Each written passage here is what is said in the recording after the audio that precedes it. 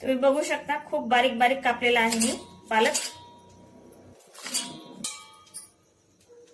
हिरवी मिरची आणि लसूण मी मिक्सर मध्ये बारीक करून घेतलेला आहे, तो टाकणार आहे आता. त्यानंतर टाकणार आहे मी हळद. नंतर टाकणार आहे मी थोडंसं जिरं आणि सर्वात शेवटी टाकणार आहे थोडंसं मीठ चवीनुसार. आणि यामध्ये मी टाकणार आहे गव्हाचं पीठ. तेल टाकायचे, 1 ते 1.5 चम्मच तेल टाकायचे. मी हे पूर्ण पीठ चुरून घेतलेलं आहे, असा गोळा बनवून घेतलेला.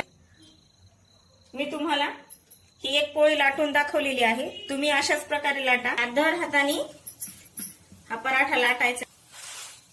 अगदी कमी वेळामध्ये होतो हा